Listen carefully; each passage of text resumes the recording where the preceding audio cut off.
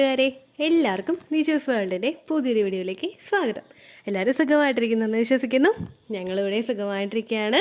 അപ്പോൾ എല്ലാവരും സന്തോഷത്തോടെയും ആരോഗ്യത്തോടെയും ഒക്കെ ഇരിക്കുക കേട്ടോ. പ്ലാന്റേഷൻ നടക്കാൻ വേണ്ടിയിട്ട് ഏറ്റവും എളുപ്പത്തിൽ നിങ്ങൾക്ക് ഫോളോ ചെയ്യാൻ സാധിക്കുന്ന 3 ടിപ്സിനെ പറ്റിയിട്ടാണ് ഇന്നത്തെ വീഡിയോയിൽ സംസാരിക്കുന്നത് കേട്ടോ. ഏറ്റവും കൂടുതൽ പ്രൂവൺ ആയിട്ടുള്ള, അതായത് ഒരുപാട് പേർക്ക് റിസൾട്ട് കിട്ടിയിട്ടുള്ള 3 ടിപ്സാണിത്. അപ്പോൾ നിങ്ങൾ ഈ കാര്യങ്ങൾ ഫോളോ ചെയ്യുക കേട്ടോ. അപ്പോൾ നമുക്ക് വീഡിയോ സ്റ്റാർട്ട് ചെയ്യാം. ഇതെന്താണെന്ന് നമുക്ക് ഡീറ്റെയിൽഡ് ആയിട്ട് നോക്കാം.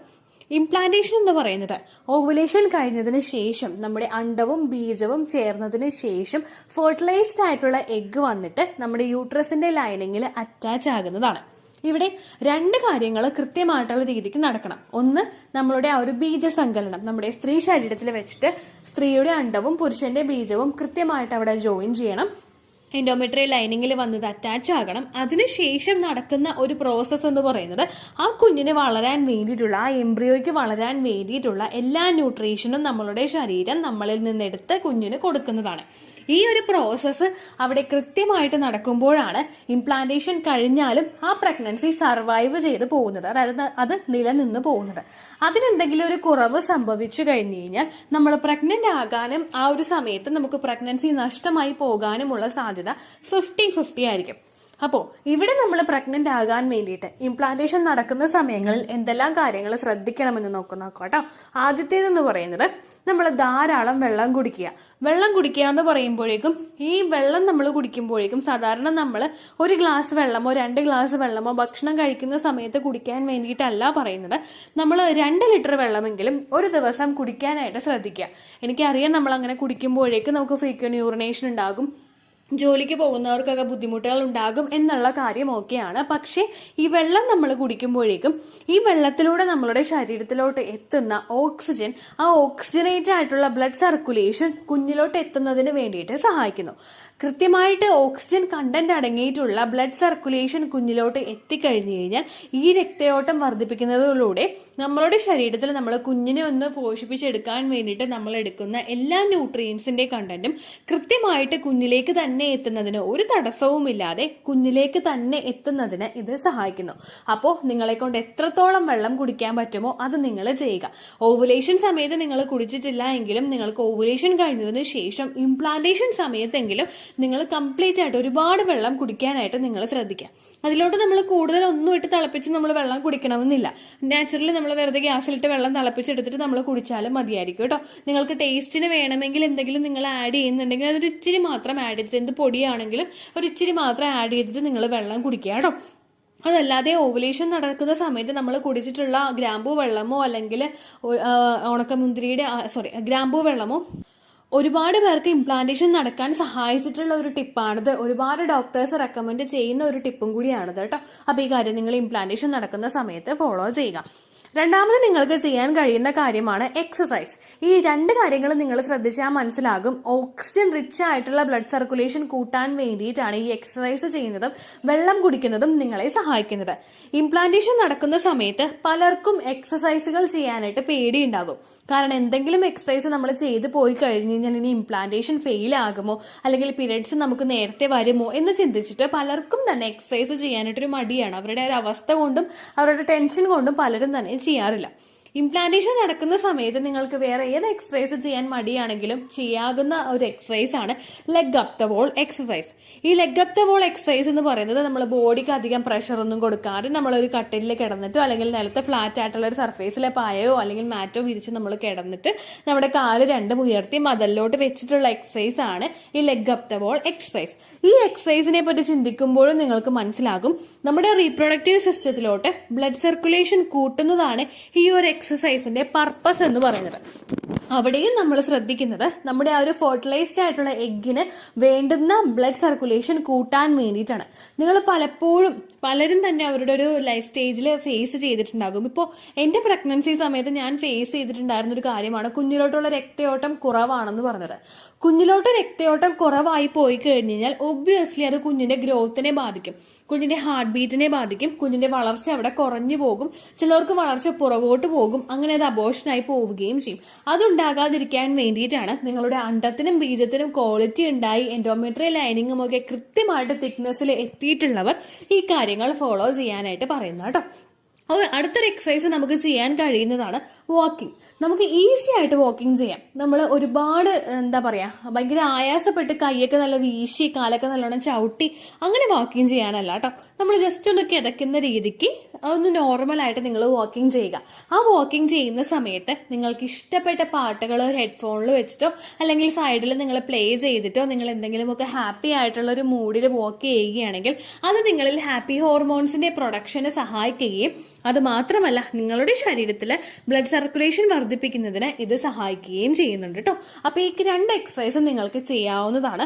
ബാക്കിയുള്ള എക്സസൈസുകൾ നിങ്ങൾ കംഫർട്ടബിൾ ആണെങ്കിൽ ഫെർട്ടിലിറ്റി എക്സസൈസ് എന്നൊരു പ്ലേലിസ്റ്റ് നമ്മുടെ ചാനലിൽ കൊടുത്തിട്ടുണ്ട്. അത് നിങ്ങൾക്ക് നോക്കാവുന്നതാണ്. അതിനുശേഷം ആ എക്സസൈസുകൾ ഏതെങ്കിലും നിങ്ങൾക്ക് ഫോളോ ചെയ്യാവുന്നതാണ്.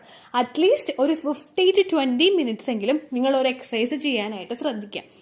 Leg up the wall exercise അങ്ങനെ ചെയ്യാനായിട്ട് കുറെ നേരം ചെയ്ത് നിൽക്കാൻ നിങ്ങൾക്ക് ബുദ്ധിമുട്ടുണ്ടെങ്കിൽ നിങ്ങൾക്ക് വാക്കിംഗ് ചെയ്യാവുന്നതാണ്.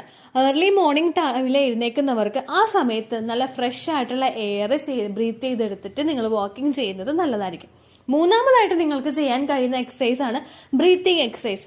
നമ്മൾ ബ്രീത്തിങ് എക്സസൈസ് ചെയ്യുമ്പോഴേക്കും ഇങ്ങനെ ചമ്രം പടിഞ്ഞിരുന്നിട്ട് സ്ലോലി അങ്ങോട്ട് ഇൻഹെയിൽ ചെയ്ത് സ്ലോലി തന്നെ നമ്മൾ എക്സ്ഹെയിൽ ചെയ്യുക. അതായത് ദീർഘശ്വാസം ഉള്ളിലോട്ട് പയ്യെ വലിച്ച് പയ്യെ തന്നെ ശ്വാസം പുറത്തേക്ക് വിടുക. നമ്മുടെ മൈൻഡ് ഭയങ്കരമായിട്ടൊന്ന് റിലാക്സ് ആവും. നമ്മളുടെ ശരീരത്തിലോട്ട് ഓക്സിജൻ കൃത്യമായിട്ടുള്ള രീതിക്ക് അങ്ങോട്ട് എത്തും. ബ്ലഡ് സർക്കുലേഷൻ കുഞ്ഞിലോട്ട് കൂടും. നിങ്ങൾ എന്തെല്ലാം കാര്യങ്ങൾ കുഞ്ഞിന്റെ ഗ്രോത്തിന് വേണ്ടിയിട്ട് എടുക്കുന്നുണ്ടോ അതെല്ലാം നിങ്ങളുടെ ശരീരത്തിൽ പ്രതിഫലിക്കാനായിട്ട് തുടങ്ങും. അത് കുറവാണെങ്കിലോ ഇപ്പൊ നിങ്ങളുടെ ശരീരത്തിൽ ഏതെങ്കിലും ഒരു ഭാഗത്തോട്ട് രക്തയോട്ടം കുറവുള്ള ശരീരം നിങ്ങളൊന്ന് ശ്രദ്ധിച്ചു നോക്കുക. അതായത് എവിടെയെങ്കിലും കൊണ്ടിട്ട് ഒന്ന് ചതഞ്ഞിരിക്കുന്ന ഒരു ശരീരം പലപ്പോഴും നമ്മൾ അടുക്കളയിൽ പണിയെടുക്കുന്ന സ്ത്രീകൾക്ക് ഉണ്ടാകുന്നതാണ് ഈ ചതവും മുറിവും ഒക്കെ. അങ്ങനെ ചതഞ്ഞിട്ട് ഒരു സ്ഥലം നിങ്ങൾ നോക്കുക. ആ സ്ഥലത്ത് നമുക്ക് രക്തയോട്ടം ഉണ്ടാവില്ല. ഏതെങ്കിലും ഒരു നഖം നമുക്കിപ്പോ കേടായി വരുന്നുണ്ടെങ്കിൽ നോക്കുക. ആ നഖം നമുക്കിങ്ങനെ വിട്ട് പോരും. അവിടേക്കും രക്തയോട്ടം നമുക്കില്ല. രക്തയോട്ടം കൂടുതലായിട്ടുള്ളവയോ നമ്മുടെ ശരീരത്തിലെ ഓരോ ഭാഗങ്ങളിലോട്ടും രക്തയോട്ടം കൂടുതലാണെങ്കിൽ നമ്മൾ പ്രസരിപ്പോടുകൂടി ഊർജ്ജസ്വലരായിട്ട് ആക്റ്റീവായിട്ടിരിക്കും.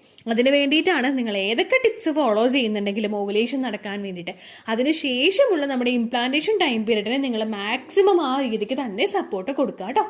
മൂന്നാമതായിട്ട് നിങ്ങൾക്ക് ചെയ്യാൻ കഴിയുന്ന കാര്യമാണ് അബ്ഡോമൻ മസാജ്.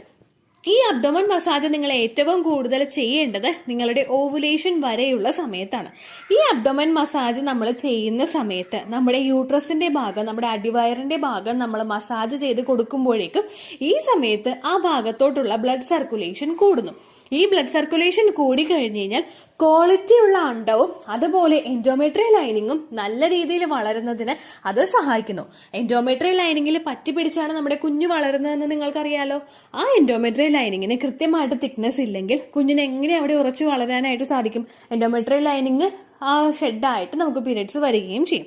അതുകൊണ്ട് ആ സമയങ്ങളിൽ നിങ്ങൾ അബ്ഡോമൻ മസാജ് ചെയ്യുക.